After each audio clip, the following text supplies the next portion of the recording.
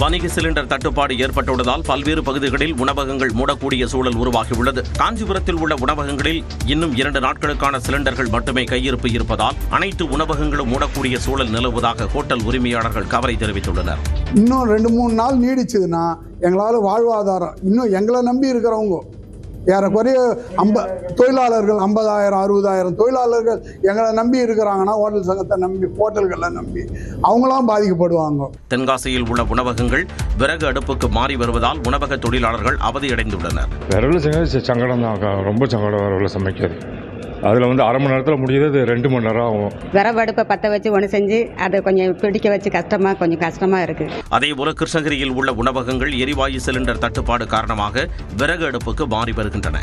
விறகுக்கான அடுப்புங்களும் செட்டப்பும் இன்னைக்கு செட் பண்ணிட்டு இன்னிலேருந்து ட்ரையல் பேசிஸில் அதுவும் ரன் பண்ணிக்கிட்டு இருக்கோம்.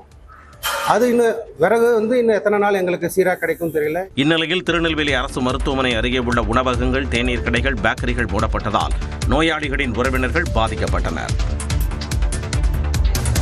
தூத்துக்குடி மாவட்டம் விளாத்திக்குளம் அருகே 12ஆம் வகுப்பு மாணவி படுகொலை வழக்கில் குற்றவாளி விரைவில் கைது செய்யப்படுவார் என்று அமைச்சர் கீதா ஜீவன் உறுதியளித்துள்ளார்.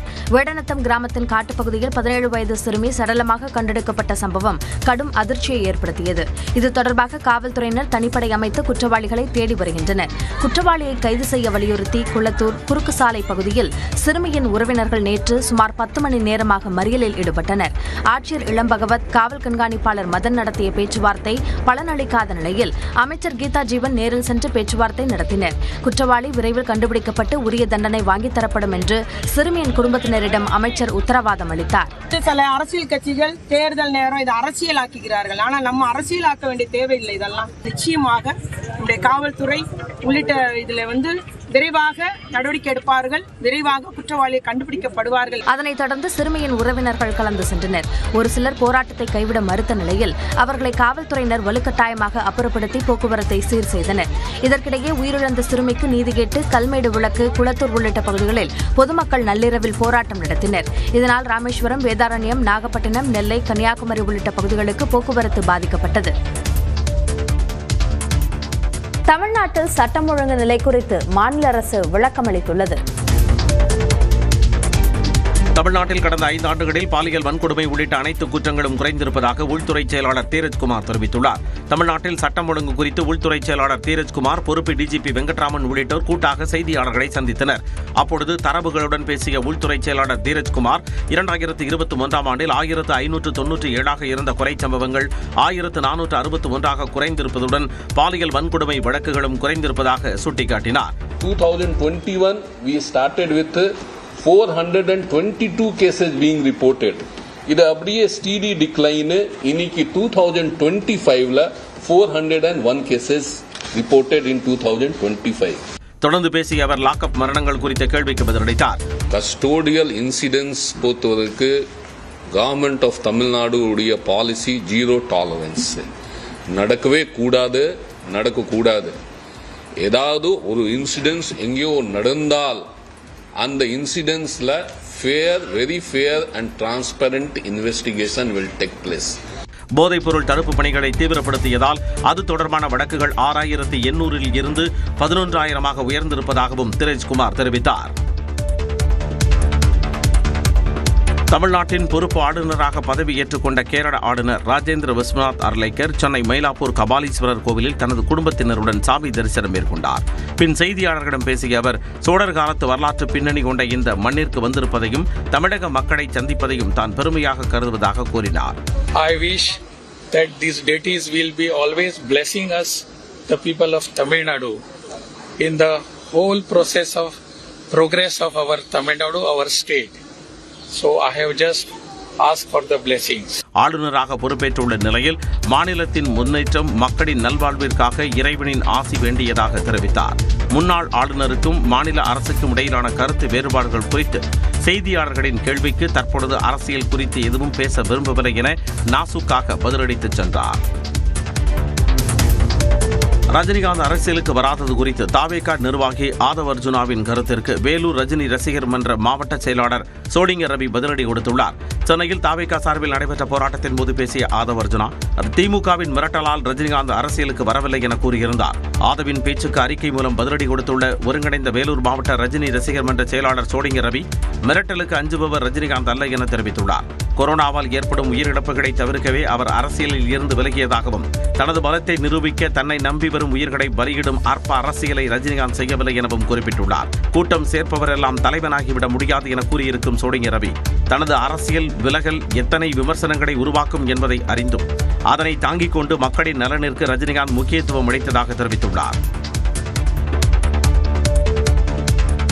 கிராமப் பகுதிகளில் இனிமேல் 45 நாட்களுக்கு ஒருமுறை மட்டுமே வீட்டு உபயோக சிலிண்டர் முன்பதிவு செய்ய முடியும் என மத்திய அரசு அறிவித்துள்ளது. இது தொடர்பாக செய்தியாளர்களிடம் பேசிய பெட்ரோலியத்துறை இணை செயலாளர் சுஜாதா சர்மா உள்நாட்டு எல்பிஜி உற்பத்தி 28% அதிகரித்திருப்பதாக தெரிவித்தார். தினமும் சுமார் 50 லட்சம் சிலிண்டர்கள் விநியோகம் செய்யப்பட்டு வந்த நிலையில் பீதி காரணமாக முன்பதிவு அதிகரித்துள்ளதாக கூறினார். இந்நிலையில் முன்பதிவு காலம் 21 நாட்களில் இருந்து 25 நாட்களாக உயர்த்தப்பட்டதை குறிப்பிட்டு கிராமப் பகுதிகளில் இனிமேல் 45 நாட்களுக்கு ஒருமுறை மட்டுமே முன்பதிவு செய்ய முடியும் என தெரிவித்தார். The booking period has increased from 21 to 25 days for urban households. That is one.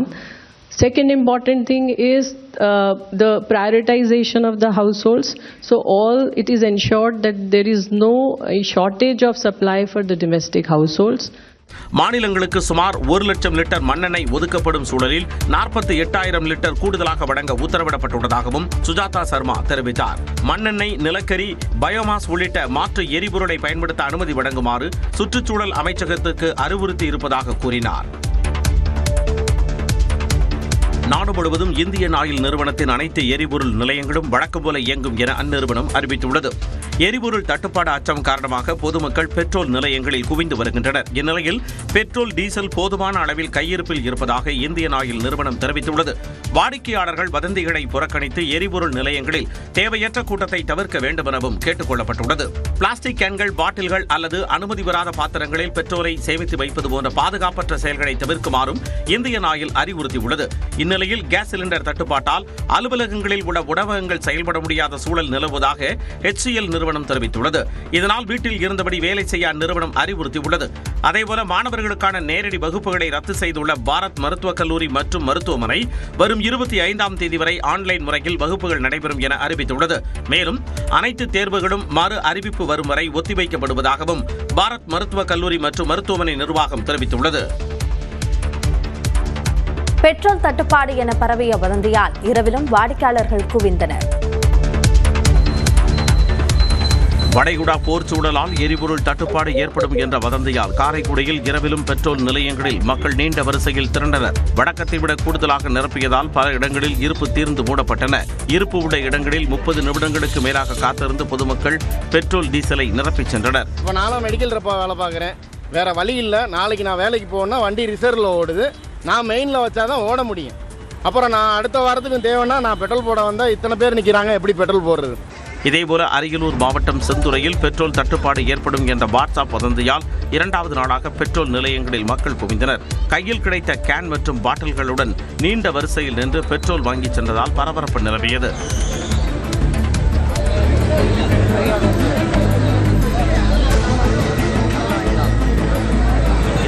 Petrol, diesel தட்டுப்பாடு ஏதும் இல்லை என உரிமையாளர்கள் தரப்பில் விளக்கம் அளிக்கப்பட்டுள்ளது. தமிழ்நாட்டில் 3 வாரங்களுக்கு தேவையான பெட்ரோல், டீசல் கையிருப்பில் உள்ளதாக தமிழ்நாடு பெட்ரோலிய விற்பனையாளர் சங்க தலைவர் KP முரளி தெரிவித்துள்ளார். நியூஸ் 18 தமிழ்நாடுக்கு பேட்டியளித்தவர் பொதுமக்கள் வீதியடைய வேண்டாம் என கேட்டுக்கொண்டார். 21 நாட்களுக்கு ஸ்டாக் இருக்கிறதா கம்பெனி அஃபிஷியல்ஸ் எங்களுக்கு தகவல் வருது. ஸோ அதனால நம்ம பேனிக் பைக்காக போய் பயப்பட வேண்டிய தேவை இல்லை. முதல்ல பெட்ரோல் பம்ப்ல டீசல் இல்லைன்னு சொல்ல வரும்போது தான் ஜனங்க பயப்பட ஆரம்பிக்கணும். தொடர்ந்து பேசிய அவர் தேவைக்கு அதிகமாக பெட்ரோல், டீசல் வாங்கி குவித்தால் செயற்கையான தட்டுப்பாடு ஏற்படும் அபாயம் இருப்பதாக கூறினார். நீங்களே போய் பெட்ரோல் பம்ப்ல ரஷ் ஆகி பெட்ரோல் டீசலை கேன்லயே இதுலயே வாங்கும் போது அது பேனிக் பையிங் ஆகி ஆர்டிபிஷியல் டிமாண்டை கிரியேட் பண்ணி, அதாவது தேவை இப்போ எல்லாருக்கும் தேவை இன்னைக்கு ஸ்டாக் இருக்கும் அப்படின்றத நாளைய ஸ்டாக் நாளடைய ஸ்டாக்கே நான் வாங்கி வீட்டில் வச்சிருக்கிறேன் அப்படின்னும் போது பார்க்கும்போது டீலருக்கும் அந்த சிரமம் ஏற்படும். அனைத்து டீலர்களிடமும் கையிருப்பு இருப்பதோடு தேவையான பெட்ரோல் டீசலை எண்ணெய் நிறுவனங்களிடம் வாங்கி வருவதாக முரளி விளக்கம் அளித்தார். வணிக சிலிண்டர் தட்டுப்பாடு ஏற்பட்டுள்ளதால் பல்வேறு பகுதிகளில் உணவகங்கள் மூடக்கூடிய சூழல் உருவாகியுள்ளது. காஞ்சிபுரத்தில் உள்ள உணவகங்களில் இன்னும் 2 நாட்களுக்கான சிலிண்டர்கள் மட்டுமே கையிருப்பு இருப்பதால் அனைத்து உணவகங்களும் மூடக்கூடிய சூழல் நிலவுவதாக ஹோட்டல் உரிமையாளர்கள் கவலை தெரிவித்துள்ளனர்.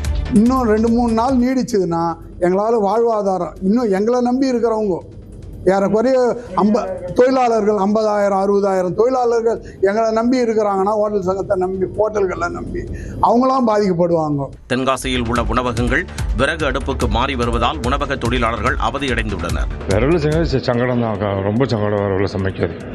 அதில் வந்து அரை மணி நேரத்தில் முடியுது, 2 மணி நேரம் ஆகும். விறகு அடுப்பை பற்ற வச்சு ஒன்று செஞ்சு அதை கொஞ்சம் பிடிக்க வச்சு கொஞ்சம் கஷ்டமாக இருக்குது. அதேபோல கிருஷ்ணகிரியில் உள்ள உணவகங்கள் எரிவாயு சிலிண்டர் தட்டுப்பாடு காரணமாக விறகு அடுப்புக்கு மாறி வருகின்றன. விறகுக்கான அடுப்புங்களும் செட்டப்பும் இன்னைக்கு செட் பண்ணிட்டு இன்னிலேருந்து ட்ரையல் பேசிஸில் அதுவும் ரன் பண்ணிக்கிட்டு இருக்கோம். அது இன்னும் விறகு வந்து இன்னும் எத்தனை நாள் எங்களுக்கு சீராக கிடைக்கும் தெரியல. இந்நிலையில் திருநெல்வேலி அரசு மருத்துவமனை அருகே உள்ள உணவகங்கள், தேநீர் கடைகள், பேக்கரிகள் மூடப்பட்டதால் நோயாளிகளின் உறவினர்கள் பாதிக்கப்பட்டனர். தூத்துக்குடி மாவட்டம் விளாத்திக்குளம் அருகே 12ஆம் வகுப்பு மாணவி படுகொலை வழக்கில் குற்றவாளி விரைவில் கைது செய்யப்படுவார் என்று அமைச்சர் கீதா ஜீவன் உறுதியளித்துள்ளார். வேடநத்தம் கிராமத்தின் காட்டுப்பகுதியில் 17 வயது சிறுமி சடலமாக கண்டெடுக்கப்பட்ட சம்பவம் கடும் அதிர்ச்சியை ஏற்படுத்தியது. இது தொடர்பாக காவல்துறையினர் தனிப்படை அமைத்து குற்றவாளிகளை தேடி வருகின்றனர். குற்றவாளியை கைது செய்ய வலியுறுத்தி குளத்தூர் குறுக்கு சாலை பகுதியில் சிறுமியின் உறவினர்கள் நேற்று சுமார் 10 மணி நேரமாக மறியலில் ஈடுபட்டனர். ஆட்சியர் இளம்பகவத், காவல் கண்காணிப்பாளர் மதன் நடத்திய பேச்சுவார்த்தை பலனளிக்காத நிலையில் அமைச்சர் கீதா ஜீவன் நேரில் சென்று பேச்சுவார்த்தை நடத்தினர். குற்றவாளி விரைவில் கண்டுபிடிக்கப்பட்டு உரிய தண்டனை வாங்கித் தரப்படும் என்று சிறுமியின் குடும்பத்தினரிடம் அமைச்சர் உத்தரவாதம் அளித்தார். சில அரசியல் கட்சிகள் தேர்தல் நேரம் இதை அரசியலாக்குகிறார்கள். ஆனால் நம்ம அரசியலாக்க வேண்டிய தேவையில்லை. இதெல்லாம் நிச்சயமாக நம்முடைய காவல்துறை உள்ளிட்ட இதுல வந்து விரைவாக நடவடிக்கை எடுப்பார்கள். விரைவாக குற்றவாளியை கண்டுபிடிக்கப்படுவார்கள். அதனைத் தொடர்ந்து சிறுமியின் உறவினர்கள் கலந்து சென்றனர். ஒரு சிலர் போராட்டத்தை கைவிட மறுத்த நிலையில் அவர்களை காவல்துறையினர் வலுக்கட்டாயமாக அப்புறப்படுத்தி போக்குவரத்தை சீர் செய்தனர். இதற்கிடையே உயிரிழந்த சிறுமிக்கு நீதி கேட்டு கல்மேடு, விளக்கு, குளத்தூர் உள்ளிட்ட பகுதிகளில் பொதுமக்கள் நள்ளிரவில் போராட்டம் நடத்தினர். இதனால் ராமேஸ்வரம், வேதாரண்யம், நாகப்பட்டினம், நெல்லை, கன்னியாகுமரி உள்ளிட்ட பகுதிகளுக்கு போக்குவரத்து பாதிக்கப்பட்டது. தமிழ்நாட்டில் சட்டம் ஒழுங்கு நிலை குறித்து மாநில அரசு விளக்கமளித்துள்ளது. தமிழ்நாட்டில் கடந்த 5 ஆண்டுகளில் பாலியல் வன்கொடுமை உள்ளிட்ட அனைத்து குற்றங்களும் குறைந்திருப்பதாக உள்துறை செயலாளர் தீரஜ்குமார் தெரிவித்துள்ளார். தமிழ்நாட்டில் சட்டம் ஒழுங்கு குறித்து உள்துறை செயலாளர் தீரஜ்குமார், பொறுப்பு டிஜிபி வெங்கட்ராமன் உள்ளிட்டோர் கூட்டாக செய்தியாளர்களை சந்தித்தனர். அப்பொழுது தரவுகளுடன் பேசிய உள்துறை செயலாளர் தீரஜ்குமார் 2021ஆம் ஆண்டில் 1597ஆக இருந்த குறை சம்பவங்கள் 1461ஆக குறைந்திருப்பதுடன் பாலியல் வன்கொடுமை வழக்குகளும் குறைந்திருப்பதாக சுட்டிக்காட்டினார். 2021 we started with 422 cases being reported. இது அப்படியே ஸ்டீடி டிக்ளைன். இன்னைக்கு 2025ல 401 cases reported in 2025. தொடர்ந்து பேசிய அவர் லாக்அப் மரணங்கள் குறித்த கேள்விக்கு பதிலளித்தார். கஸ்டோடியல் இன்சிடென்ட்ஸ் பொறுத்தவரைக்கு கவர்மெண்ட் ஆஃப் தமிழ்நாடு உடைய பாலிசி 0 டாலரன்ஸ். நடக்கவே கூடாது, நடக்கக்கூடாது. ஏதாவது ஒரு இன்சிடென்ட்ஸ் எங்கேயோ நடந்தால் அந்த இன்சிடென்ட்ஸ்ல very fair and transparent investigation will take place. போதைப்பொருள் தடுப்பு பணிகளை தீவிரப்படுத்தியதால் அது தொடர்பான வழக்குகள் 6800 இருந்து 11000 உயர்ந்திருப்பதாகவும் தீரஜ்குமார் தெரிவித்தார். தமிழ்நாட்டின் பொறுப்பு ஆளுநராக பதவியேற்றுக் கொண்ட கேரள ஆளுநர் ராஜேந்திர விஸ்வநாத் அர்லேக்கர் சென்னை மயிலாப்பூர் கபாலீஸ்வரர் கோவிலில் தனது குடும்பத்தினருடன் சாமி தரிசனம் மேற்கொண்டார்.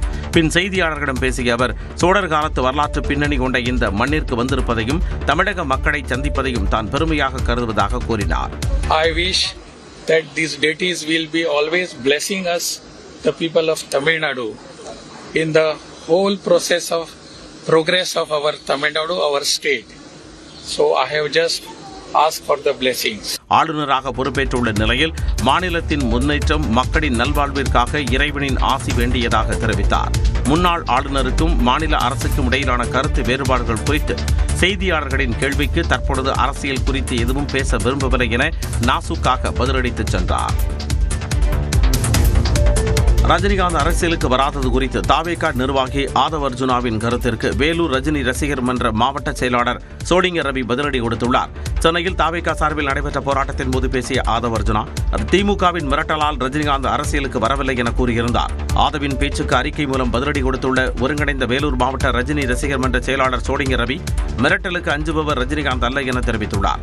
கொரோனாவால் ஏற்படும் உயிரிழப்புகளை தவிர்க்கவே அவர் அரசியலில் இருந்து விலகியதாகவும், தனது பலத்தை நிரூபிக்க தன்னை நம்பி வரும் உயிர்களை பலியிடும் அற்ப அரசியலை ரஜினிகாந்த் செய்யவில்லை எனவும் குறிப்பிட்டுள்ளார். கூட்டம் சேர்ப்பவரெல்லாம் தலைவனாகிவிட முடியாது என கூறியிருக்கும் சோடிங்கர் ரவி, தனது அரசியல் விலகல் எத்தனை விமர்சனங்களை உருவாக்கும் என்பதை அறிந்தும் அதனை தாங்கிக் கொண்டு மக்களின் நலனிற்கு ரஜினிகாந்த் முக்கியத்துவம் அளித்ததாக தெரிவித்துள்ளார்.